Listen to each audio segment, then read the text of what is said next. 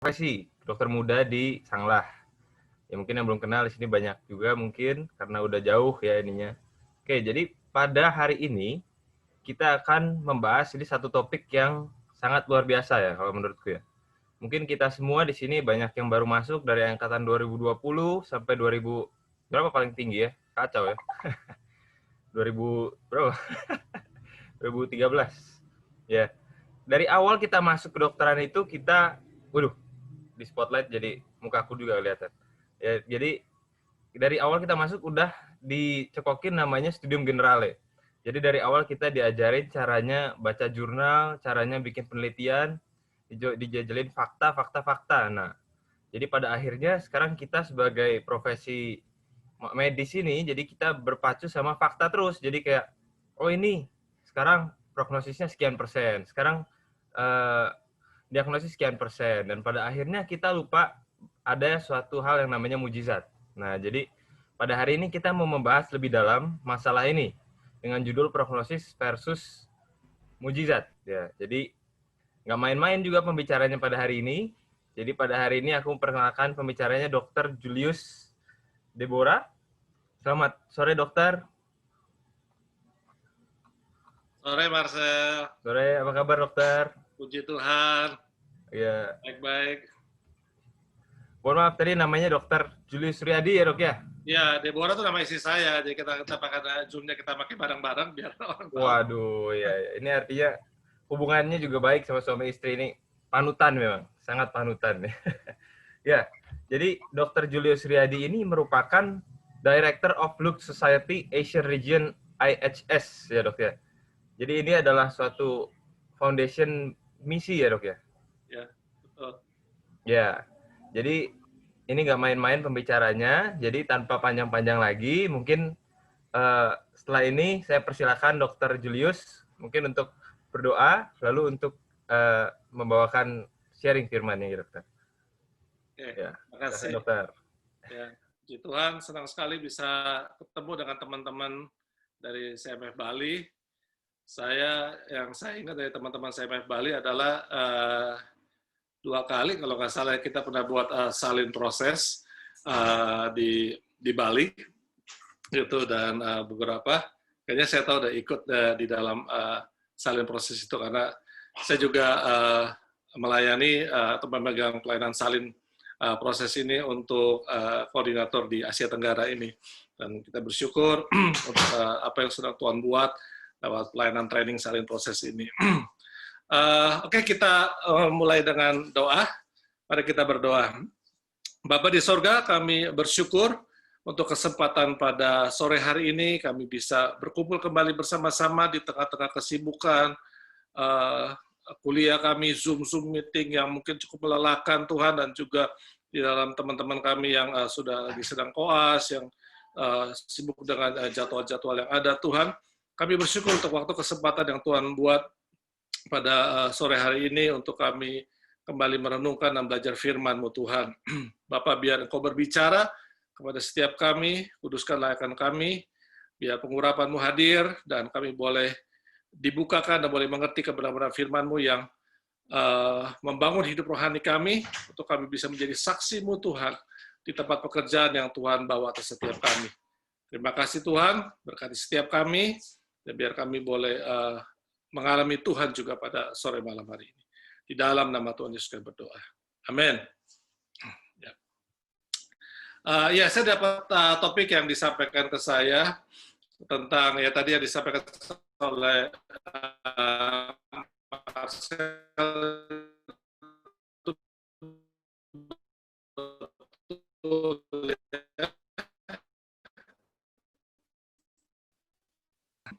pemahaman X yang pertama tadi yang Marcel udah sampaikan gitu. Kita dicekokin terus dengan jurnal-jurnal, dengan fakta-fakta, dengan perhitungan-perhitungan, dengan penelitian-penelitian yang ada. Terus kemudian timbul pertanyaan kepada kita, ke satu sisi yang lain nih, mujizat ada nggak sih? Gitu. Mujizat ada atau tidak? Gitu loh. Terus kemudian pertanyaan itu akan membawa kepada satu posisi sebagai tenaga medis Kristen, saya rohani nggak ya kalau begitu?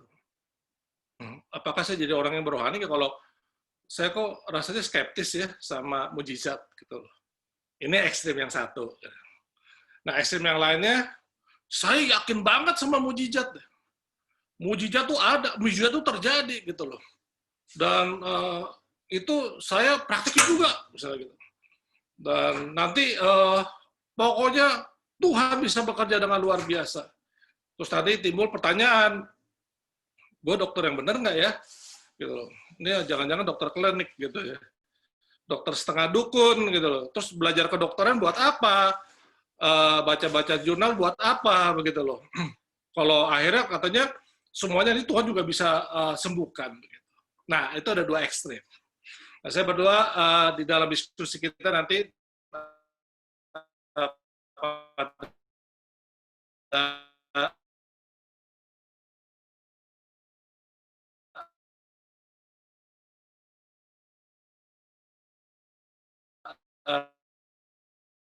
bagaimana sebagai tenaga medis Kristen, sebagai siswa dokteran Kristen, sebagai mengerti atau memahami porsi-porsi situasi-situasi pendekatan secara faktual dan melihat pekerjaan mujizatnya Tuhan. Gitu. Nah, sebelumnya untuk kita bisa masuk ke situnya, saya mau bawa teman-teman semua nih ke suatu pemahaman apa sih bedanya kesembuhan dengan mujizat dan kesembuhan dengan pengobatan. Apa bedanya kesembuhan dengan mujizat dan kesembuhan dengan pengobatan? Bedanya cuma dua aja. Yang satu di waktunya. Kalau kesembuhan dengan pengobatan, waktunya terukur tuh. Karena dari penelitian kan, kalau minum obat antibiotik begini, ditanganin kayak begini, nanti prosesnya kesembuhannya seperti ini, inkubasinya seperti ini, kalau gitu terapi yang benar nanti kira-kiranya seperti ini. Gitu. Jadi waktunya bisa diperhitungkan, bisa diukur. Dampak-dampak akibat tertentu juga bisa diukur. Kalau waktunya yang mujizat, nggak bisa diukur. Bisa sedetik itu juga langsung pulih, sembuh gitu. Itu mujizat, itu yang pertama. Jadi yang bedanya kesembuhan karena mujizat, kesembuhan karena pengobatan adalah timing. Timing itu bisa instantly, in 1 second, orang langsung, sel-sel tubuhnya langsung recover, sel-selnya langsung pulih, langsung sembuh. Itu yang pertama bedanya. Yang kedua caranya. Jadi kalau pengobatan, cara-caranya kan ada intervensi. Gitu. Dari intervensinya dengan obat, intervensinya dengan tindakan, dengan prosedur, dengan intervensi yang ada, tubuh dimakan obat, tubuh diatur, kemudian ada tindakan-tindakan, mungkin ada tindakan bedah, apa segala macam begitu, fisioterapi misalnya begitu, akhirnya tubuh lama-lama menyesuaikan untuk mengalami kesembuhan. Sedangkan dengan mujizat, caranya nggak ada. Tanpa intervensi, tubuh langsung sembuh. Nah, dua hal ini yang membedakan antara kesembuhan secara mujizat dan kesembuhan secara pengobatan, logis. Kenapa? Karena kesembuhan secara mujizat adalah proses kesembuhan secara supranatural. Secara supranatural itu belongs to God. Kalau itu punyanya Tuhan, wajar. Waktunya nggak bisa diatur. Kenapa? Karena Tuhan adalah eternal. He is the eternity. Gitu. Dia kekal. Dia nggak dibatasin waktu. Dia bisa jalani dengan waktu-waktunya dia. Dan yang kedua, caranya, kita nggak bisa tahu caranya. Kenapa? Karena He is Almighty. El Shaddai. Gitu. Caranya nggak bisa diduga. Gitu. Jadi itu yang membedakan kesembuhan dengan mujizat dan kesembuhan karena pengobatan. Tapi, prosesnya sama. Baik kesembuhan secara mujizat dan kesembuhan secara pengobatan, prosesnya sama. Bisa dijelaskan? Bisa. Tetap proses pemulihannya akan sama. Ketika sel itu dipulihkan, kalau dengan pengobatan itu kan bertahap. Mujizat itu dipercepat, tapi prosesnya ketika sel mengalami pemulihan, sama. Jadi dengan kata lain, mujizat bisa dijelaskan? Bisa. Mujizat bisa dijelaskan. Yang tidak bisa dijelaskan adalah mujizat adalah waktunya dan caranya.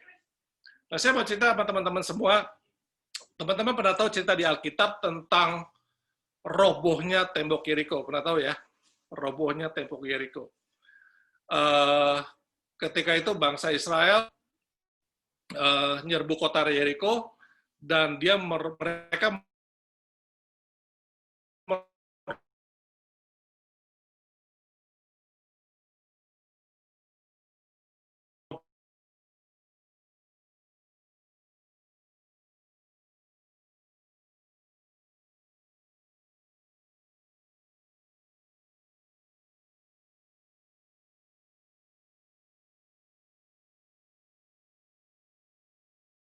teman saya bisa menjelaskan, saudara. Teman saya bisa menjelaskan bahwa sebetulnya prosesnya itu bisa dijelaskan. Jadi gini, waktu hari pertama, ini yang ngelilingin bukan 1-2 orang. Satu bangsa ngelilingin kota yang bertembok kokoh seperti itu. Satu bangsa ngelilingin. Di hari pertama waktu dia keliling, yang ada di atas tembok itu semua penjaganya. Mereka langsung aware, langsung alert. Ini ngapain nih? Mereka keliling, nggak ngomong, nggak bawa senjata, tapi berbaris keliling dan diam berkeliling. Jadi situasinya alert. Yang ada di atas cuman penjaga-penjaganya doang. Gitu. Sampai mereka perhatiin, ini ngapain atau ada apa. Ketika hari kedua mereka berjalan keliling, mungkin dari penjaga-penjaganya udah datang lagi, komandan-komandannya, pemimpin-pemimpinnya sambil ngebaca. Ini mereka ngapain ya? Cuman muter doang begitu. Nggak buat apa-apa. Oh aman nih, kayaknya aman, nggak apa-apa nih gitu. Nah mungkin hari ketiga lebih banyak orang naik di atas, di tembok. Lebih banyak orang naik ke tembok, dan mulai mungkin di hari ketiga, hari keempat mereka mulai mengolok-olok, misalnya contohnya bisa jadi mengolok-olok, ngapain lu mungkin diteriak-teriak, bangsa Israel nggak, dia diem aja muter. Hari ketiga mungkin situasi olok-olok, tapi begitu hari keempat mereka udah mulai cemas, ini ngapain ya?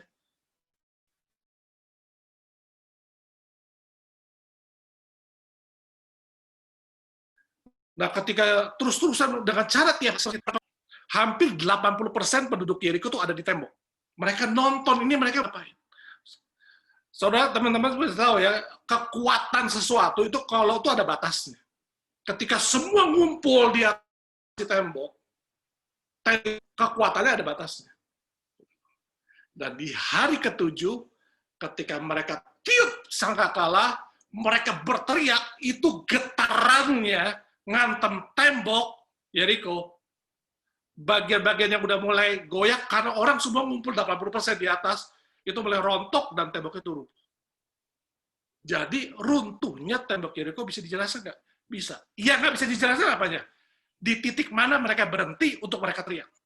Kan mungkin di titik itulah ada bagian-bagian tembok yang memang udah retak, udah rapuh, dan ketika digempur dengan suara sama getaran begitu, itu akan rontok betul-betul sampai habis, sampai hancur. Nah, itunya nggak tahu. Tapi proses runtuhnya bisa dijelaskan. Tuhan tuh ajaib nggak? Ajaib. Bayangin, ketika lagi diputar sehari sekali selama 6 hari, itu bikin intimidasi, orang pengen tahu, naik semua ke atas, temboknya jadi nggak boleh goyang, nggak boleh kuat, ada titik-titik yang mulai lemah, di hari ketujuh begitu teriak, di titik yang paling lemahnya, rontok tuh tembok. Mujizat can be explained. Bisa dijelaskan. Yang nggak bisa dijelaskan adalah waktu dan cara. Nah, kita perlu tahu itu. Nah, yang kedua, yang saya mau bagikan kepada teman-teman semua, adalah God is Almighty. Kita mesti tahu itu. God is Almighty. Dan karena dia Maha Kuasa, dia itu berdaulat untuk melakukan segala sesuatu dengan gayanya dia dan caranya dia. Ini yang kita harus pahami. Karena gini, cara pandang orang pada umumnya, atau cara pandang orang secara sekuler, kalau Tuhan, itu kesembuhannya harus 100%. Waktunya harus 1 detik. Belum tentu. Jadi yang namanya mujizat, itu harus totally heal. Belum tentu. Belum tentu. Jadi, bisa nggak dia kerjakannya cuma 50%? Bisa. Kalau dia maunya begitu, mau gimana? Tuhan memang maunya bikin kesembuhannya cuma 50%. Bisa nggak? Bisa. Bisa terjadi nggak? Bisa. Bisa kayak, apakah itu bukan mujizat? Itu mujizat juga. Karena itu tanpa intervensi medis, tentu ada kesembuhan sampai sebatas itu. Jadi kita jangan membatasi mujizat dengan satu konsep bahwa yang namanya mujizat harus 100%. 30%, 50%, dia mau. Itu suka-sukanya Tuhan. Makanya saya selalu sampaikan ukuran pekerjaannya mujizat secara khusus untuk di bagian kita secara orang medis, ukuran kesembuhan secara mujizat itu bukan di dalam proses pemulihan fisik. Tahu nggak, mujizat terbesar dalam hidup seseorang adalah apa? Ketika orang itu bertemu secara pribadi kepada Tuhan Yesus. That's the greatest miracle. When we can encounter God, gitu ya. Ketika kita bisa ketemu dengan Tuhan personally, that's miracle. Orang ngalamin Tuhannya, itu miracle. Goalnya harus di situ. Nah, ini yang harus kita pegang nih sebagai orang medis. Gitu. Nah, kalau kita patokannya di situ, kita akan enjoy dalam kita mengerjakan pekerjaan kita, sekaligus kita enjoy menjadi saksi Tuhan di tempat pekerjaan kita. Ini sedikit promosi salin nih, kalau teman-teman yang boleh ikut salin ya. Enjoy, gimana kita bisa enjoy? How I can enjoy in my workplace as a God witness. Karena pada dasarnya prosesnya itu punya Tuhan. Bukan dari kita. Itu punyanya Tuhan. Tuhan mau buatnya seperti itu. Nah, bagian kita bagaimana saya bisa mengenali dan ada di dalamnya. Sehingga kita tidak di condemn, tapi kita juga nggak istilahnya jadi skeptis gitu.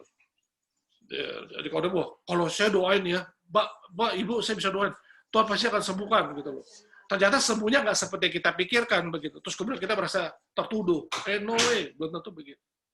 Atau kemudian ya udahlah, nggak usah didoain lah. Juga nanti juga gue doain nggak pernah ada yang sembuh, malah meninggal. Gitu. Bukan sembuh. Belum tentu. Kalau dia meninggal di dalam Kristus, nothing tulus. Gitu. Nothing tulus. Entah kamu hidup, entah kamu meninggal, semuanya hasilnya baik. Karena kalau dia meninggal pun dia pulang ke rumah Bapak, ke tempat yang lebih baik. Istilahnya begitu. Nah, ini pemahaman yang saya berharap teman-teman bisa memperhatikan, bisa lihat dulu. Sebagai kita tenaga medis itu bagaimana menempatkan posisi kita untuk memahami antara mujizat atau bekerja dan bagaimana pendekatan medis yang kita lakukan. Nah, caranya gimana? Nah, ini langsung kita masuk ke intinya nih. Caranya gimana? Nah, ayat firman Tuhan yang kita baca, yang menjadi dasar dari perenungan kita pada sore hari ini adalah protokolnya. Kita orang medis kan kerja harus dengan protokol, kan, dengan algoritmanya, gitu, dengan guideline-nya, gitu. Kita orang medis hidup dengan guideline, gitu, ngikutin aja protokol yang ada, begitu loh. Nah, mengerjakan mujizat ada protokolnya, ternyata. Nah, kita kasih tahu nih. Protokolnya di mana? Kita baca sama-sama ya. Dari Yakobus 5, saya akan bacakan ayatnya, ayat 13 sampai 16. Saya bacain ayat firman Tuhan. Ayat 13. Kalau ada seorang di antara kamu yang menderita, baiklah ia berdoa. Kalau ada seorang yang bergembira, baiklah ia menyanyi. Ayat 14. Kalau ada seorang di antara kamu yang sakit, baiklah ia memanggil para penatua jemaat, supaya mereka mendoakan dia, serta mengolesnya dengan minyak dalam nama Tuhan. Ayat 15, dan doa yang lahir dari iman akan menyelamatkan orang sakit itu, dan Tuhan akan membangunkan dia. Dan jika ia telah berbuat dosa, maka dosanya itu akan diampuni. Ayat 16, karena itu hendaklah kamu saling mengaku dosamu, dan saling mendoakan, supaya kamu sembuh. Doa orang yang benar, bila dengan yakin didoakan, sangat besar kuasa. Interestingly-nya, dari 5 ayat yang kita baca, di tiap ayatnya ada kata apa? Doa. Di ayat 13 itu ada kata doa. Kalau kamu menderita, apa? Berdoa.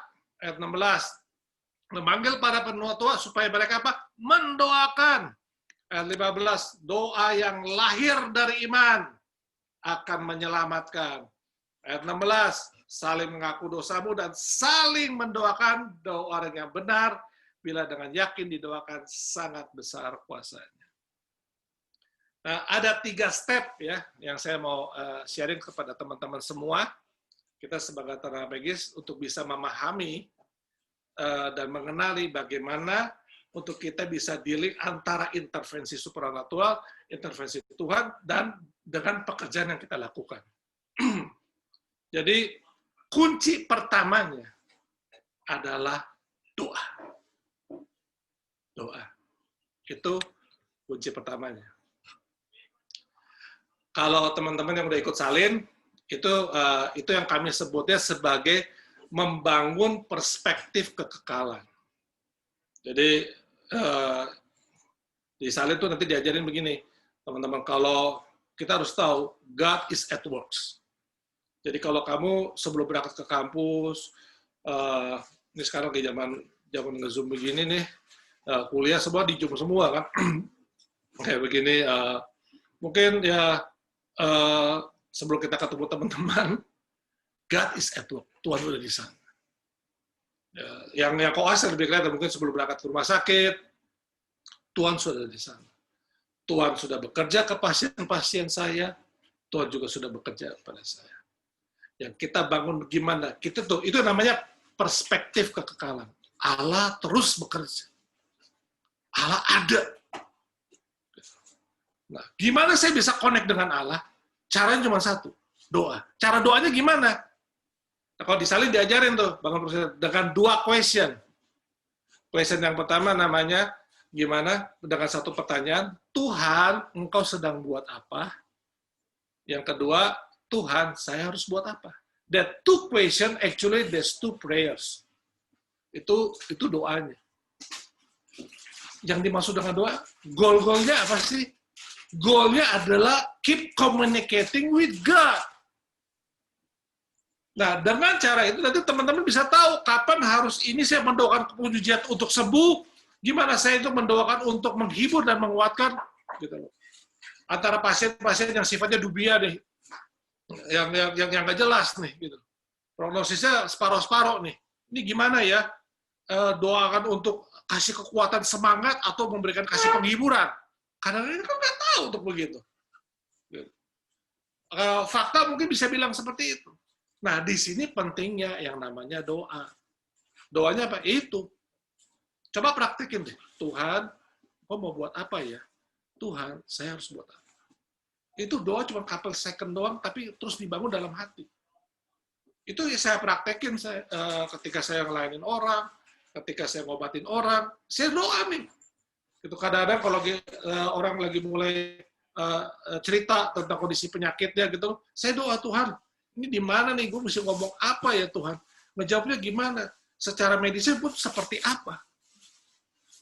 Doa is very important buat kita sebagai orang percaya, termasuk kita sebagai orang medis. Disitulah kita terus membangun konektivitas kita, hubungan kita, relationship kita langsung dengan Tuhan dari dasar hati kita. Doa. Ayat 13 mulanya, kalau ada yang menderita, doa. 14 bilang doa. Doa is important. Doa itu vital, penting. Jadi kita ini orang medis kan tadi Mas udah dijejelin terus nih sama jurnal nih. It's okay. Just let it come to our mind. Tapi our heart keep communicating with God. Nanti kalian ya bisa menangkap hikmatnya Tuhan. Dari mana titik-titik harus didekatin seperti ini. Gimana langkah-langkah apa yang harus saya lakukan. Jadi langkah pertamanya adalah doa. Doa. Langkah yang keduanya itu di ayat yang ke-14. Kalau ada seorang di antara kamu yang sakit, baiklah ia memanggil para penatua supaya mereka mendoakan dia serta mengolesnya dengan minyak. Jadi ada tindakannya ya, gitu loh. Ada tindakannya gitu. Jadi memanggil orang-orang yang dianggapnya expert, yang senior, terus kemudian dikatakan ada tindakan itu mengoleskan dengan minyak. Nah, pengertian mengoleskan dengan minyak ini di zaman gereja mula-mula sampai ke abad ketiga, keempat, pengertian mengoles minyak itu sebagai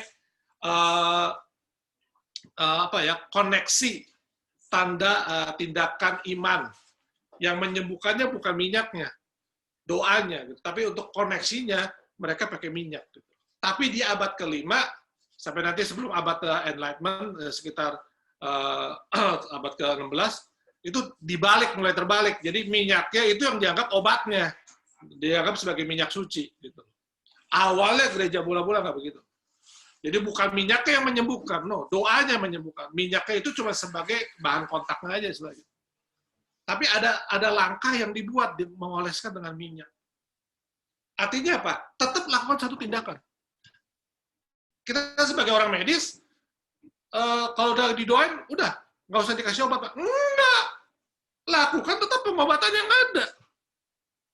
Karena yang tetap melakukan kesembuhannya adalah Tuhan.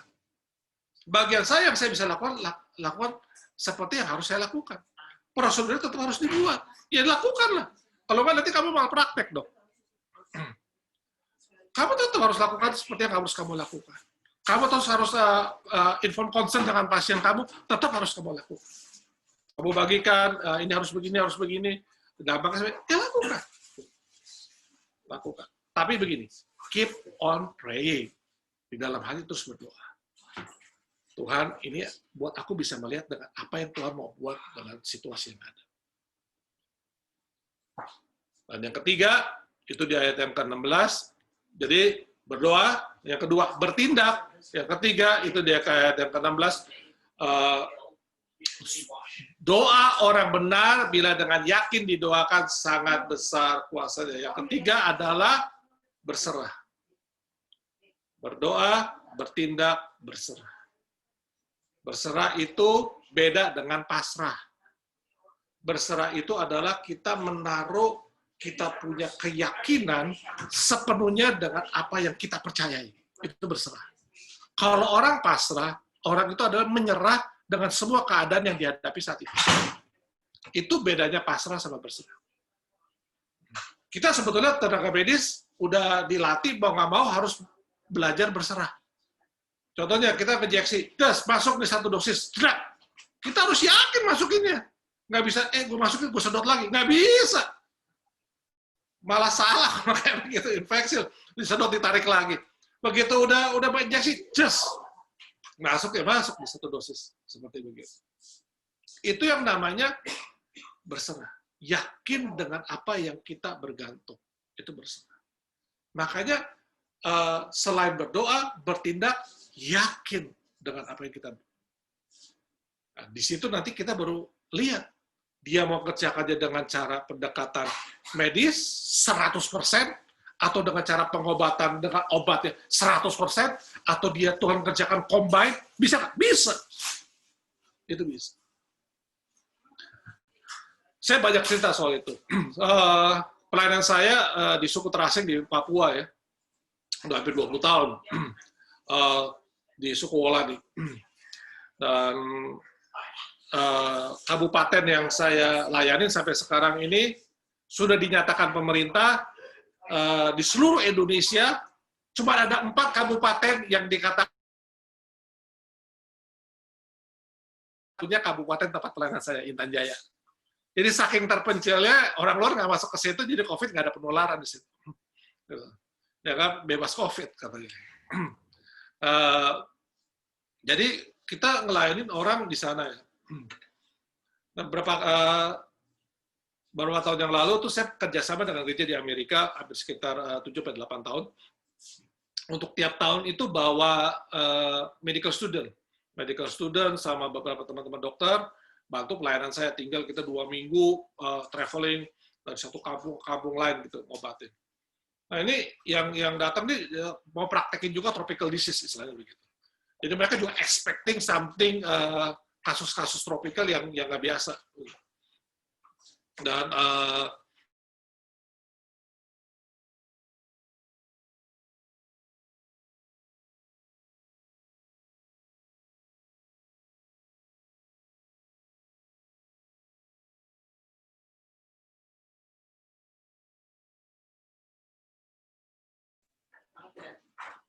Halo?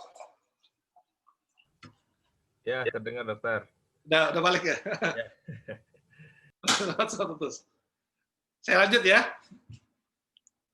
Oke, jadi gini, kita tahu diagnosanya, tapi obatnya nggak ada. Contoh gini, di daerah pelayanan saya itu 90% itu orang tinggal di sana itu kena TB ya. Jadi tuberkulosis itu tinggi di sana. Nah, seperti kita tahu pengobatan yang benar untuk mengatasi TB itu kan cukup kompleks. Itu memakan waktu paling sedikit 6 bulan, obatnya banyak, dan kenapa banyak kali orang drop out karena begitu pengobatan 1 bulan begitu ya rasanya enak, mereka berhenti minum obat dan terus berulang seperti itu. Nah, mereka ngelihat nih kasus-kasus itu, mereka tanya sama saya, ini gimana? Ini TB nih. Iya. Kita punya obat TB nggak punya. Terus gimana? Mau rujuknya kemana? Ini kita di daerah pedalaman, saya udah coba berkali-kali kontakin pemerintah, memang susah, transportasinya susah, pemerintah juga nggak ada dananya, gitu loh, dan semua dengan skala keterbatasan. Apa yang bisa kita buat? Saya bilang, doa. Kalian kan bisa doa? Iya, bisa doa. Mau doain nggak? Oh, ya kita doa. Itu yang mendoakan ya, dari berdoa dengan pikiran, ini gue sih ngobatin begini. Sambil langkah, ya paling nggak aku berdoa dulu. Terus berdoa. Begitu doa, saya tanya, selesai doa, udah doa. Terus kita bisa bikin apa? Apa yang bisa kamu bikin? Ya paling nggak kita menolong untuk melegakannya mereka. Iya, udah. Buat itu. Apa? Kasih obat batuk. Kasih obat pengencetan, itu kita ada obatnya. Terus mungkin kita sedikit bisa melegakan dengan kasih antibiotik. Mungkin nggak betul-betul antibiotik bisa membunuh semua kuman TB, ya jelas nggak mungkin. Tapi kan lumayan kalau misalnya paru-parunya ada pneumonia yang mungkin dengan bukan karena kuman TB, dengan kita kasih antibiotik kan bisa napasnya lebih baik. Yaudah, let's do it. That's what we do. We pray, we give medicine, and the rest we trust God. Survive lo pasien-pasiennya. Survive.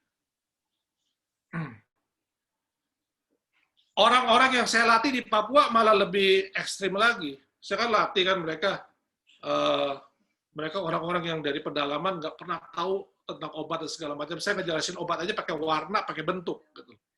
Jadi yang ini obat batuk karena warnanya kuning. Ini yang hijau, ini warnanya ini untuk obat antihistamin. Karena mereka nggak tahu nama. Kalau saya ajarin pakai nama, pusing mereka nama-namanya. Ini dextromethorphan ya.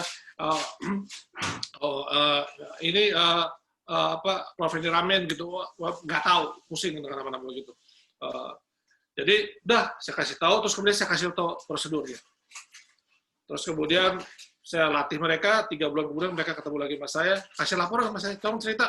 Bilang, Bapak, saya sudah berhasil menyembuhkan orang. Oh iya, kenapa? Cerita sama saya. Iya, di kampung saya, karena yang saat ini hamba Tuhan ya, penginjil-penginjil orang lokal, untuk mereka ngelayanin ke kampung-kampungnya. Saya ada satu bapak, dia menggigil bapak dan panas tinggi. Ini pasti malaria. Padahal nggak diperiksa nggak apa. Pasti malaria. Terus saya kasih obat dan seperti yang Pak Dokter bilang tuh, setelah kasih obat berdoa. Jadi saya kasih obat, saya berdoa. Dan puji Tuhan, besoknya bapak itu sembuh. Wah puji Tuhan. Obatnya apa Pak? Paracetamol Bapak. Berapa banyak? 1 saja. Coba ya, orang yang menggigil, panasnya tinggi, kasih paracetamol 1, tapi dengan doa, besoknya sembuh. Saya bilang, Bapak, terima kasih, ya. Bapak sudah kasih obat, ya. Tapi kalau saya rasa kayak Pak, yang menyembuhkan Bapaknya itu, bukan obatnya deh Pak, itu pasti pekerjaan Tuhan. Tapi obatnya Tuhan juga bisa bekerja. Saya bilang begitu sama. So, jadi obat juga bisa Tuhan pakai loh, untuk bikin mujizat.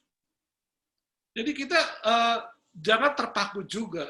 Saya mau ngajak teman-teman gini, kita belajar wajib ya, untuk kita tahu semua update-update yang ada. Gitu. Tapi kita tetap juga hati kita, lihatnya ke Tuhan.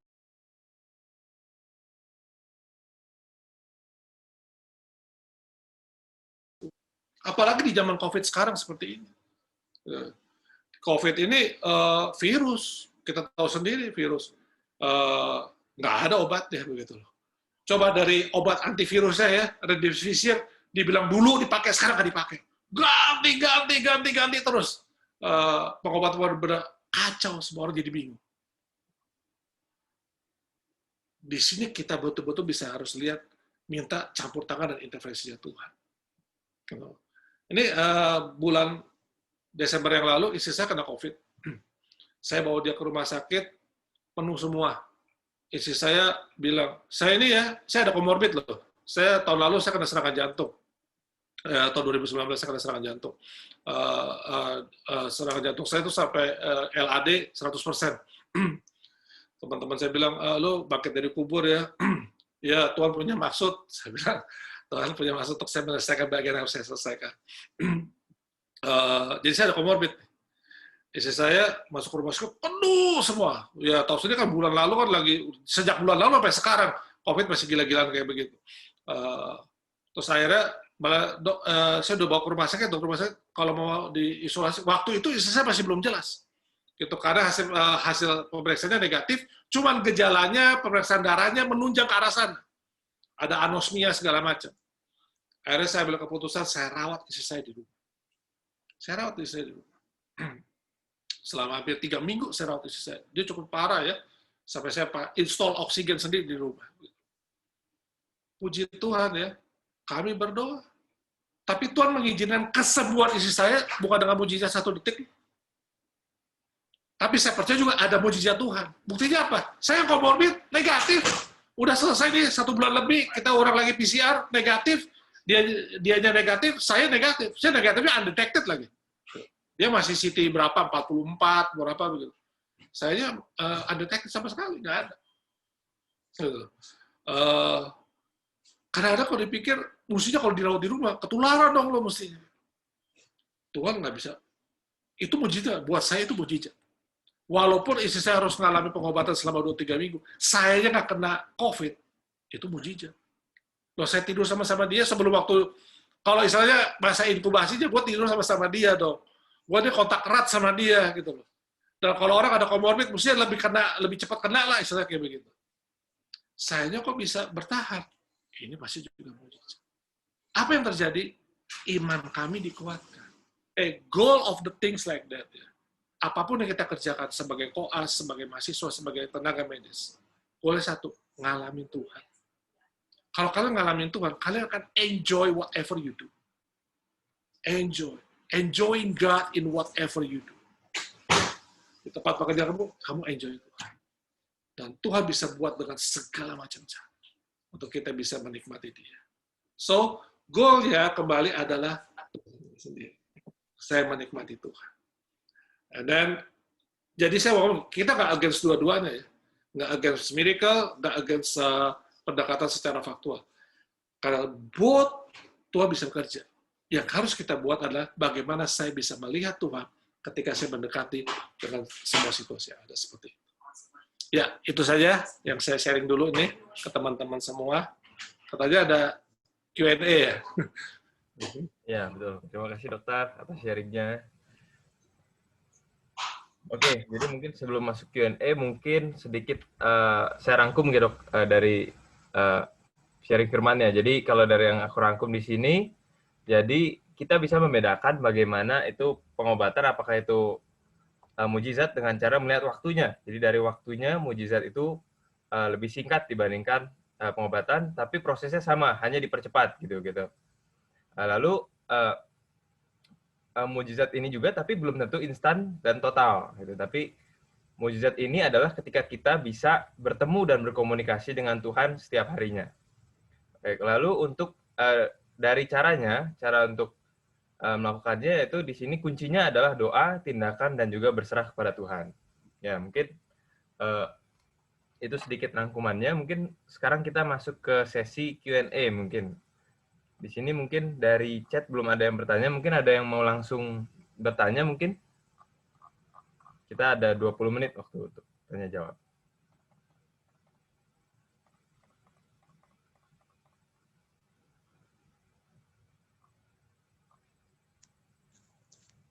Selamat sore, dokter. Ya, silahkan. Ya, jadi izin saya Ayuti dari mahasiswa koas 2016. Jadi mau tanya dokter, tadi kan dokter sempat ngomong pelayanan di Papua gitu ya dok ya, di sana banyak malaria segala macam gitu. Nah biasanya kalau di desa-desa gitu dok,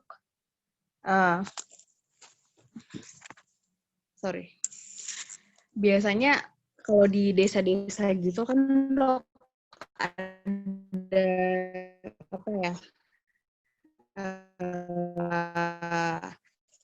orang tuh masih sangat percaya dengan namanya ilmu-ilmu apa gitu. Jujur saja saya pernah terus kayak ngomong di gini-giniin, terus kayak entah kenapa kok waktu itu sempat masuk akal gitu. Maksudnya apakah yang kayak gitu emang ada ya dok ya?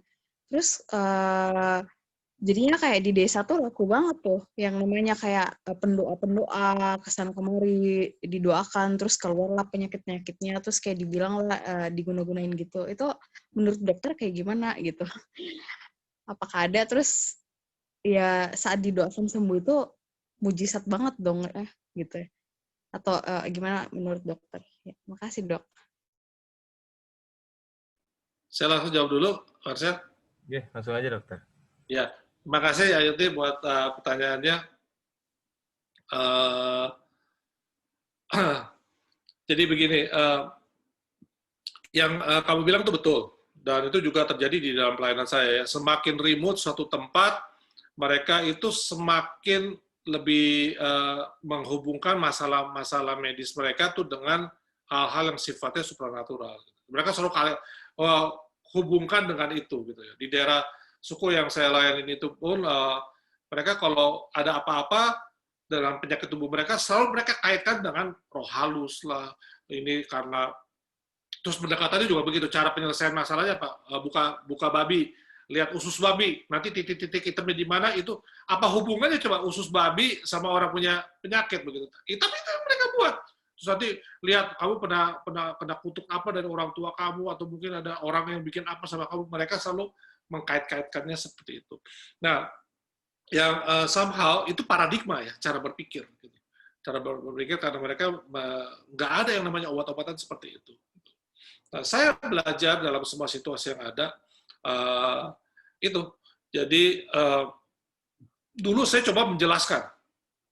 Setelah ketemu itu saya jelaskan. Jadi, ini obat bisa menolong orang. Begitu. Bisa menyembuhkan orang. Gitu. Malah yang terjadi saya ribut. Saya clash dengan pemimpin-pemimpin atau kepala suku begitu ya. Mereka pikirnya begitu, saya mendekatinya kayak begitu. Dan akhirnya pesan saya, penjelasan saya malah nggak nyampe ke mereka. Dan saya frustasi. Terus kemudian itu, akhirnya saya belajar, oh iya ya, saya harus bangun perspektif kekekalan. Jadi saya berdoa. Daripada saya nyiapin konsep, gue udah liatin belajar begini, saya belajar baik, tapi ketika on the spot waktu saya masih berhadapan, saya lebih baik tanya Roh Kudus untuk case-nya gimana saya harus buatnya seperti apa begitu. Dan saya belajar dengan situasi yang ada, jujur buat orang-orang seperti kayak begitu ya, lebih mudah untuk menyatakan kuasa Tuhan, jujur lebih mudah. Gitu. Karena mereka juga kayak orang ngadu ilmu, jadi istilahnya kan kayak begitu. Nah, buat kita, ya kesempatan sekaligus mendemonstrasikan kuasa Tuhan. Gitu. Jujur, makanya di dalam pelayanan saya secara medis ya, tapi itu penginjilan. Peperangan rohaninya memang kuat nggak? Kuat. Saya perlu ada supporting, prayer support, perlu. Kita ya teman-teman dokter nih kalau lagi udah tugas ke daerah-daerah, saya udah ngomong beberapa waktu dengan teman-teman di NTT kemarin, kita harus bangun tim support harus dibangun. Kamu pergi, ditugasin misalnya ikut Indonesia Sehat kayak atau apa, pergi ke daerah yang terpencil, kita ngelainin masyarakat dengan cara pikir mereka kayak begitu. Kita harus didukung oleh tim support. Dan kalian harus juga mulai praktekin tentang yang namanya spiritual warfare, understanding about spiritual mapping, dan sebagainya. Karena kamu berhadapan dengan paradigma setempat yang mungkin kuasa gelap menguasai cara pikir mereka. Itu mau nggak mau memang harus di counter itu juga dengan kuasa Tuhan. Begitu. Dan kita harus buat itu. Karena ketika kuasa Tuhan bekerja, semua pekerjaan-pekerjaan iblis itu akan ditelanjangin. Ketika pekerjaan iblis ditelanjangin, mereka terbuka. Saya contoh ya, Saya sebelum saya pindah ke Salatiga, saya tinggal di Bali. Jadi saya tinggal di Papua 11 tahun. Terus kemudian ketika Badan Misi minta saya jadi koordinator untuk Asia, saya pindah ke Bali. Saya tinggal di Bali karena saya tetap pelayanan di. Saya nggak mau pindah ke Jakarta karena kejauhan. Saya bilang di Bali lebih dekat ke Papua. Jadi saya tinggal di Bali. Nah, waktu di Bali, Tuhan panggil kami juga untuk menjangkau orang-orang di Bali. Dan kami kerjasama dengan beberapa teman misi dan gereja lokal di Bali untuk kita ngegarap Pulau Nusa Penida. Kalau teman-teman tahu, Nusa Penida itu hampir 100% Hindu. Itu pulau, itu pulau karang di sebelah selatannya Bali. Ke sana harus pakai ferry atau pakai speedboat, begitu. Dia punya koral memang dipakai untuk turis nyelam, tapi orang yang tinggal di pulau itu nggak ada gereja, nggak ada masjid. Dan kalau kalian datang ke Pulau Nusa Penida, itu sepanjang hari kayak kalian dengar itu cantik. Jadi seperti kayak orang apa ya, senandung doa begitu kan, orang-orang Hindu kan suka begitu, nyanyi yang itu bersenandung doa begitu. Jadi kayak canting-canting begitu, terus bau dupa tuh di mana-mana gitu loh. Seperti itu. Dan kami mulai udah lapor dulu dengan kepala desanya, lapor dengan camat, kepala desa kita mau lakukan pengobatan. Respon mereka nolak. Ya udah, nggak apa-apa, kita berdoa. Berikutnya kami datang lagi. Kita bilang kita mau ngobatin. Mereka coba, ya. Mereka bilangnya begini. Dan memang benar, Bali itu penanganan kesehatan ke desa-desa itu bagus sekali sistemnya. Jadi kami ini tiap bulan sudah ada dokter spesialis datang ke sini. Jadi kita tidak perlu yayasan itu datang ke tempat kami, tidak perlu itu. Ngomongnya begitu, kepala desanya. Ya, tapi Pak, kami mau coba, mungkin bisa kami coba untuk melayani ke mereka. Ya sudah, kalau mau coba silakan itu, nanti silakan pakai itu. Ya, kita dikasih tempat di gedung sekolah untuk kita bikin pengobatan. Jadi kita bikin pengobatan bukan pengobatan aja, ajak main orang, potong rambut, tapi mainnya medicine, pengobatan. Betul. Dan kita setelah yang pertama, yang kedua, kami langsung bawa tim doa untuk searching. Situasinya kayak apa. Mereka mereka searching, baca, doa peperangan rohani, doa keliling, segala macam, itu 1 tahun proses. Tahun kedua, mereka pandangannya berubah. Mereka bisa bilang begini, ini kami bingung nih, obatnya sama obat pemerintah, tapi ini obat yayasan ini kenapa lebih ampuh ini? Ini pasti bukan obatnya nih, ini pasti doanya nih. Karena gini, kita waktu di pendaftaran ditanyain mau didoain nggak, kan ini orang Hindu ya, orang Hindu kalau orang Hindu tuh kan percaya segala Allah gitu, segala dewa gitu. Jadi doa tuh mereka senang, mereka pokoknya yang berhubungan dengan yang namanya klinik-klinik itu mereka senang gitu. Jadi kita dari pendaftar ditawarin doa, dari pendaftar itu sudah duduk nunggu, ditanyain sama teman tim, diajakin doa. Ketemu dokternya juga mungkin saya tanya mau didoain nggak. Setelah dokternya ketemu perawatnya mau ngambil obat juga masih tanya lagi mau didoain. Kita udah punya strategi kayak begitu. Dan mereka merasa obatnya sama. Ini orang Bali kan nggak kayak orang di Papua yang orang Bali tahu obat begitu. Obatnya sama nih, tapi kenapa ini lebih manjur nih? Dalam bulan ketiga makin lebih banyak yang datang, kita makin terus doa peperangan rohani terus. Dan puncaknya adalah anaknya kepala desa. Dia jatuh kecelakaan naik motor, dia punya vertebrae-nya geser. Terus kemudian saya datang, sakitan, ya udah dibawa ke sangla, udah apa segala macam, sakit gitu. Kemudian saya berdoa, boleh Pak? Silakan Pak Dokter mau berdoa.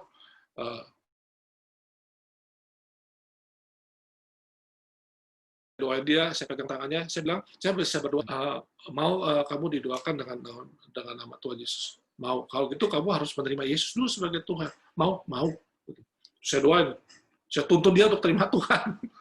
Dia mau, karena kesakitan banget. Didoain, dia terima Tuhan, amin. Dia bilang, Pak Dokter, waktu dokter tua saya itu, saya rasa tuh ada aliran panas dari tangan waktu orang-orang yang gitu dong. Saya nggak rasa apa-apa, dia bilang, saya rasakan aliran panas mengalir dari tangan dokter ke tangan saya. Oh iya Pak, saya nggak rasa apa-apa. Saya bilang. Bulan depannya mereka telepon saya. Orang itu yang tadinya nggak bisa jalan, udah bisa jalan. Sakitnya hilang. Tetap minum obat, tetap fisioterapi, tapi dia lebih baik. Nggak, saya juga tetap dorong, dia tetap fisioterapi, tetap minum obat ya, tetap minum obat, tetap fisioterapi. Tapi udah bisa jalan, tadi nggak bisa jalan. Wah, itu langsung jadi kesaksian karena dia udah terima Tuhan. Akhir ending ceritanya, puji Tuhan, di Nusa Penida, kita buka gereja yang pertama, bentuknya persekutuan sih, masih di rumahnya kepala desa. Cuma 2 atau 3 orang. Kita kerja, yang garap gereja lokal. Saya kan kerja sama gereja lokal di Bali. Mereka yang follow up di sana. Kami buat seperti itu. Jadi, challenging ada, tapi jangan kita kalah dengan challenging. Kita gunakan challenging itu untuk bisa melihat kuasa Tuhan. Gitu ya. Itu mungkin pengalaman yang saya bisa bagikan seperti itu. Kira-kira begitu. Ya, terima kasih dokter. Bagaimana Ayuti? Ayuti Demun mungkin, apakah sudah terjawab? Ya dokter, makasih dokter.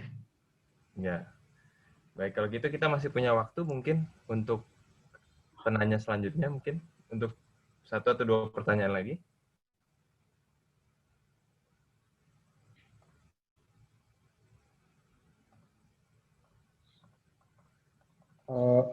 Selamat sore dok, saya izin bertanya dok. Silakan, siapa ya? Theo dok, sorry saya nggak bisa on cam dok. Oke. Menurut dokter gimana ya dok? Sebenarnya saya sendiri juga masih takut kalau misalkan menjadi dokter, suatu saat nanti pasien saya tuh ada yang meninggal gitu loh dok. Masih kebawa terus gitu dok. Sebenarnya pergumulan saya buat masuk ke fakultas kedokteran juga itu salah satunya. Menurut dokter, menghadapi kematian itu sebenarnya seperti apa ya? Mungkin bisa lebih spesifik pengertian kematian dalam kaitannya dengan hal apa ya? Mungkin maksudnya gimana? Saya kurang jelas tadi. Coba kirim lewat chat ya dok. Oke. Sorry.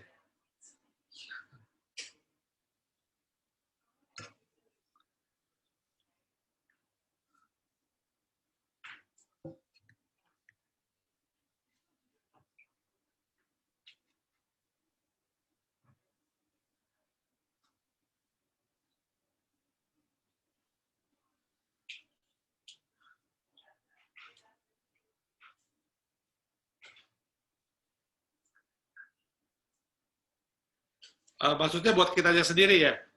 Pengalaman kita, Theo, jadi kalau misalnya saya mendoakan pasien, saya kerawat pasien, akhirnya pasien saya itu meninggal, bagaimana saya mengatasi perasaan, oh kok pasien yang saya layani malah meninggal, begitu? Oke. Kita orang medis sebetulnya berhadapan dengan soal seperti ini, hal-hal yang kita hadapin ya. Nanti kalau kalian misalnya di daerah, di zaman saya dulu sebelum saya kerja di full time di misi, saya kan kerja di rumah sakitnya pemerintah. Saya sempat jadi kepala puskesmas juga. Sebelum akhirnya saya lepas ke pegawai negeri saya. Itu saya di Wamena ya, di pedalamannya Wamena, rumah sakit Wamena katanya gini, yang masuk 10, yang 9 mati katanya. Jadi udah dikenal orang kalau masuk rumah sakit bukan tambah sembuh, tambah mati, istilahnya kayak begitu loh. Jadi, dan itu memang fakta-fakta kadang kita ada memang yang namanya rumah sakit itu mau gimana ya? Rumah sakit itu kan rujukan akhir. Orang pasti datang ke rumah sakit udah kondisinya berat-berat semua, dan rumah sakit di daerah dia punya peralatan, dia punya yang nanganin semua, yang operasi kita semua dokter umum, apalagi zaman itu ya. Nggak ada dokter spesialis ada di Jayapura, muter-muter deh, satu orang muter-muter ngajarin kita untuk kalau udah kayak begini. Kita nolong seksio apa kita juga yang ngerjain gitu. Jadi kita juga di upgrade lah saya begitu ya. Tapi kita juga stres karena yang datang ke kasus-kasus yang ke rumah sakit kan juga sebagian besar atau orang ditusuk di panah atau apa segala macam udah kondisi yang berat-berat. Sakitnya juga semua sakit-sakit berat-berat semua begitu. Dan kita mau nggak mau berhadapan dengan kematian demi kematian seperti itu. Jujur, kadang-kadang memang rasanya stres gitu. Melihat begini gimana saya seperti itu. Tapi kembali tadi ya prinsipnya, yang penting saya dengan Tuhan, bangun perspektif kesesalan, kekekalan. Perspektif kekekalan dengan cara, Tuhan, Engkau mau buat apa? Tuhan, saya harus buat apa? Kalau kita bangun doa seperti itu, saya percaya Tuhan akan menuntun kita untuk bisa memandang semua situasi yang ada dengan cara pandangnya Tuhan. Jadi ketika kita melakukan yang terbaik yang kita bisa melakukan untuk pasien kita lakukan yang terbaik untuk pasien kita dan akhirnya dia harus meninggal, ya udah, mau gimana? Kalian tahu nggak pelayanannya Mother Teresa? Mother Teresa itu mereka punya pelayanan itu bukan nolongin orang untuk sembuh loh. Mereka mendampingin orang sekarat sampai mati. Yang mereka buat seperti itu. Mereka nggak menolong orang untuk sembuh, mereka mendampingi orang sekarat ya sampai ada orang itu mati. Gitu. Jadi nggak kelihatan jelas buah penuaiannya di situ nggak kelihatan. Tapi dengan dedikasi mereka yang luar biasa dengan orang-orang yang dilayani sampai meninggal, keluarga-keluarganya pada bisa melihat dan mereka mulai membuka hati dan menerima Tuhan dalam hidup mereka. Tapi orang-orang yang didampingi oleh pelayanannya Mother Teresa itu semuanya meninggal. Semuanya meninggal. Nah, saya belajar dengan itu. Artinya, at least I'll do my best. Kadang-kadang kalau ada pasien yang udah dalam kondisi sekarat, itu paling enak, dibisikin aja. Terima Tuhan ya Pak. Kalau udah kayak gitu, penginjilan langsung lah. Straight evangelism. Ya orang udah sekarat juga kita nggak tahu kayak gimana. Kalau Bapak mau, kedipin mata, ngangguk, atau gimana. At the last time, seperti situasi kayak gitu, ya udah kita buat kayak begini. Dan kalau kita dengan kondisi berhadapan dengan pasien-pasien yang pasti udah kondisinya berat dan pasti akan meninggal, that's the only way to do adalah do evangelism right away. Nah, saya mau cerita yang baru-baru ini kejadian. Jadi, cuma saya nggak tahu. Jadi, bulan Desember kemarin, at the same time ketika istri saya kena COVID, teman saya kan punya grup di alumni sekolah saya, FK saya, salah satu teman saya di dokter di Bogor kena COVID. Dia gejalanya sesek, nggak ada panas. Begitu dibawa ke rumah sakit, GGO-nya banyak. Udah GGO-nya banyak, langsung dia tambah sesek, dia punya saturasi drop jauh, dan langsung masuk ICU. Di ICU dia dirawat 30 hari. Paru-paru sebelah kanannya hancur semua. Paru-paru kirinya masih bisa bertahan tinggal 30%. Fibrosis. Jantungnya sebelah kanan ventrikelnya ada trombosis. Itu di hari kedua, teman-teman saya tuh udah kasih ilmunya segala macam lah. Saya cuma ngeliatin doang aja. Kan mereka spesialis. Saya dokter umum. Wah, udah kayak gini gue belajar juga aja. Dia mereka pada ngomong seperti apa. Tapi dia teman saya, dia bertahan. Nah, ada satu titik di mana di hari ke-20 ya, dia punya HB drop jauh. Jadi dia cerita nih, baru dimasukin 4 pack nih, langsung HB-nya dari 11 turun lagi ke 7. Ternyata ada perdarahan abdomen. Karena apa? Dia dipakai heparin tinggi. Sampai akhirnya terus dikasih heparin tinggi, jadi perdarahan internal di dalam. Dan kakinya nyeri sekali, rupanya hematomnya itu ngejepit saraf. Dan terus dikasih transfusi, drop lagi, dan dia masih sesek ya. Saturasi masih 60%. Begitu loh. Udah kayak orang udah sekarat begitu. At that time ya, saya WA dia loh. Dia masih bisa WA kan? Saya langsung nginjilin dia. Gua nggak tahu ya, pokoknya gue tembak langsung aja. Ton, ini Julius, namanya Anton. Julius, ya saya mau cerita aja sama kamu. Saya kalau saya mau ngomong ini bukan soal perbedaan agama ya, tapi saya mau cerita pengalaman pribadi. Mungkin kamu bisa panggil Tuhan Yesus Kristus, dia Islam. Tapi buat saya dia adalah satu-satunya jalan kebenaran dan hidup. Udah, gue japri sendiri gitu. Kan nggak bisa ngomong sama orang dia di ICU kayak begitu. Dia pegang HP.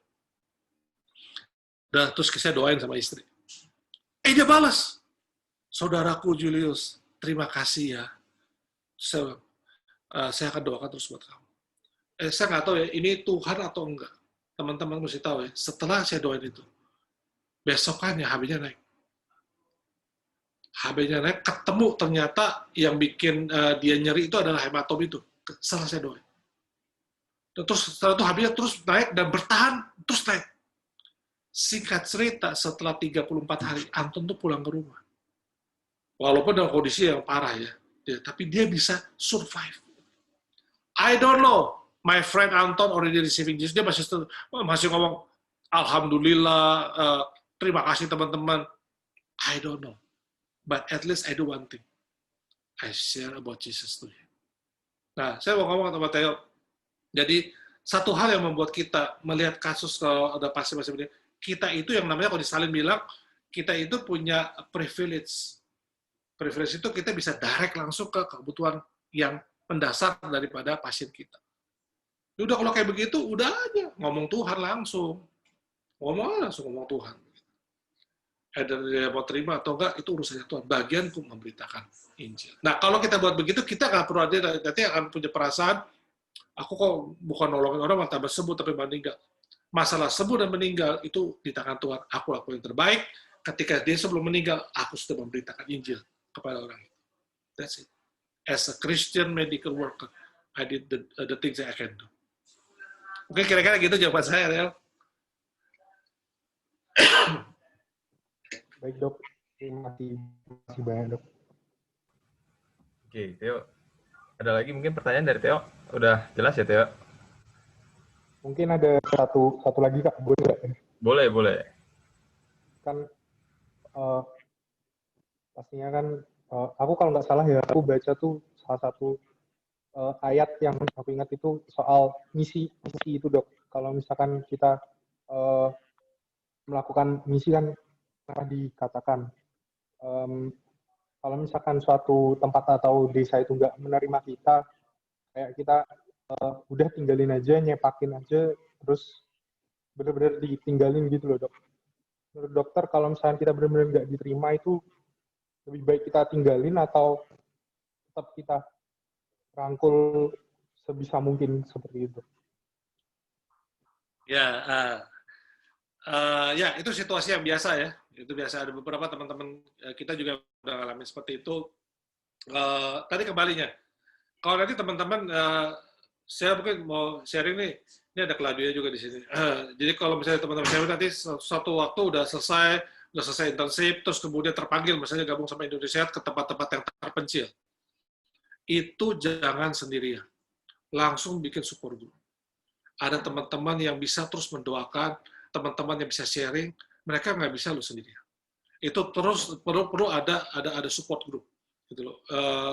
Untuk mendoakan, menguatkan, kemudian mengcover gitu ya di dalam pekerjaan mereka di sana. Karena mereka tuh ujung tombak di situ. Gitu, menghadapi dengan kondisi masyarakat yang apapun itulah di situ. Itu perlu di support group, itu penting sekali. Karena saya sempat ngelayanin satu teman sampai psikosis ya. Gitu. Anak Tuhan gila-gila memberitakan Injil sampai psikosis.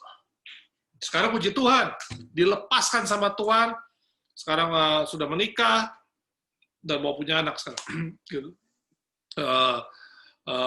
Tapi dia tadi awal dia bersemangat banget untuk misi, terus kemudian dia ikut Indonesia Sehat, pergi ke tempat terpencil, wah konflik di sana, kemudian sendirian masalahnya. Nah, kalau kalian udah sampai pergi ke situ, jangan sendirian. Kalian harus ada support group supaya kalian tahu seberat apapun kita tetap manusia ya, kita tetap bertumbuh, kita tetap ada karakter kita harus dibangun, jiwa kita harus dibangun, ada proses pemulihan dalam hidup kita, maka kita perlu ada support group seperti itu. Yang kedua, masalah harus saya tinggalin atau saya terus ngerangkul, itu kembali tadi perspektif kekekalan itu sendiri. Ya, itu tetap harus dari waktu ke waktu ya. Lihat momentum Tuhan dan terus berdoa. Gitu loh. Karena ada kadang-kadang kita pikir kita harus ninggalin, tapi di titik itulah malah jadi titik balik semua situasi. Bisa loh. Mereka mungkin nolak-nolak kita, tapi ketika sebetulnya mereka merhatiin kita. Ketika kita rutin melayanin, mereka mungkin menekan kita, tapi di satu titik di mana mereka pikir kita akan lari, ternyata kita di situ, mereka bisa terbalik. Mereka akan menerima kita. Itu berkali-kali kejadian seperti itu bisa terjadi. Nah, untuk bisa bertahan sampai di titik itu,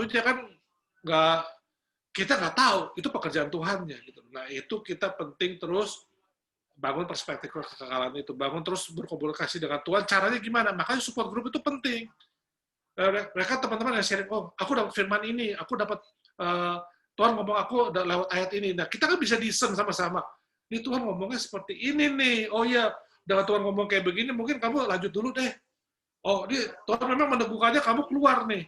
Gitu loh. Karena kadang-kadang kalau kita sendiri dengan tekanan pekerjaan yang berat, dengan masyarakat yang menekan, hidup spiritual kita, baca Alkitab juga jadi jarang-jarang, misalnya gitu. Apalagi kalau pekerjaannya berat ya, gitu, sibuk sekali, maksudnya kayak begitu.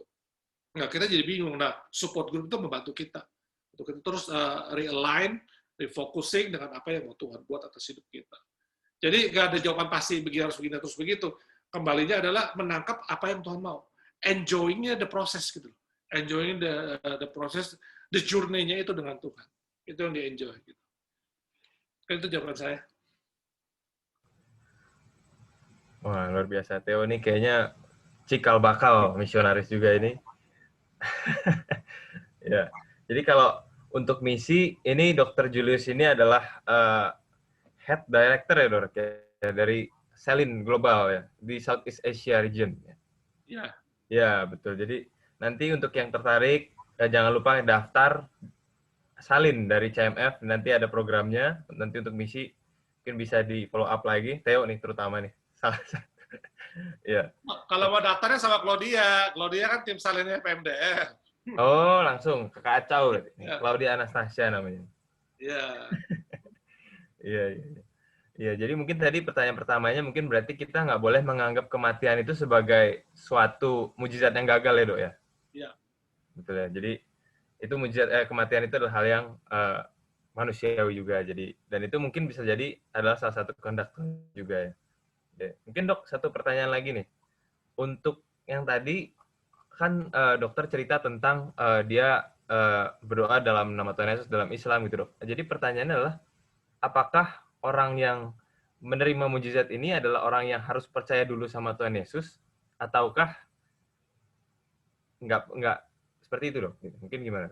Saya percaya begini, mujizat itu tetap di dalam nama Tuhan Yesus. Jadi masalah dia harus jadi orang Kristen itu kita nggak tahu.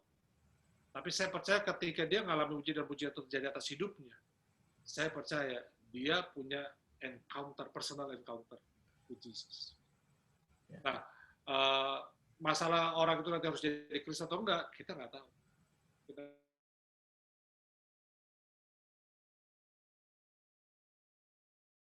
nggak tahu. Tapi kalau saya percaya setiap itu pasti dia ada encounter tersebut. Nah, gini, orang mengalami mujizat dan mengalami kesembuhan ketika dia mungkin manggil nama Yesus dan mengalami kesembuhan. Tapi setelah itu dia nggak mau terima Yesus, bisa nggak? Bisa. Mungkin nggak? Mungkin. Itu terjadi berkali-kali kok. Banyak orang ya, kalau kalian perhatiin ya, pendeta-pendeta yang suka bikin KKR kesembuhan tuh, itu kan banyak yang datang bukan orang Kristen kan. Dan mereka sembuh nggak? Sembuh loh. Tapi belum tentu juga mereka jadi orang Kristen. Belum tentu. Nah, tapi palingnya orang-orang kayak begitu udah ngalami encounter dengan Tuhan. Dan saya Tuhan tidak berhutang dengan orang-orang itu. Bagian kita adalah itu aja. Kita memberitakan Yesus kepada. Selebihnya itu terserah Tuhan. Ya. Ini kita kira-kira. Ya, siap. Berarti tentang encounter yang betul-betul ya, Dok. Jadi tetap kita pertama harus terus sambil mengabarkan Injil juga, terus memberitakan tentang Yesus Kristus juga, Dok ya. Ya. Oke, kalau gitu mungkin dari acara mungkin apakah waktunya sudah habis atau masih ada mungkin? Untuk sekali rundown waktunya sudah habis kok. Mungkin boleh dilanjut untuk doa penutup. Ya, mungkin waktunya karena sudah habis. Untuk doa penutupnya mungkin saya minta dengan hikmat untuk Dr. Julius untuk menutup dalam doa mungkin ya. Mari kita berdoa. Bapa di surga, kami datang padamu pada sore hari ini. Terima kasih untuk waktu dan kesempatan yang Tuhan buat bagi kami. Untuk kami sudah berdiskusi dan belajar akan kebenaran firman Tuhan. Untuk kami sebagai anak Tuhan di tempat di dunia kesehatan ini, kami bisa memahami, bisa mengerti Tuhan posisi kami yang jelas. Tuhan, dengan semua situasi yang ada ini suatu kesempatan buat kami untuk kami bisa memahami calling Tuhan ketika Tuhan panggil kami untuk kami sekolah di kedokteran.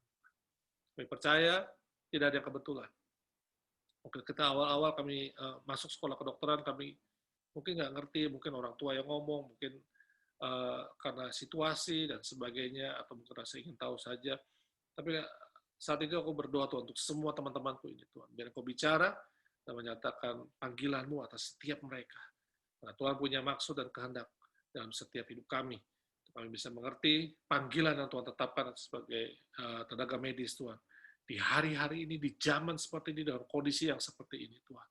Kami terus Kau bawa masuk di dalam penuaian di akhir zaman ini Tuhan. Kami terus bisa bergairah di dalam Engkau Tuhan. Di tengah-tengah kesibukan pekerjaan yang kami jalani. Terima kasih Bapak, kami bersyukur.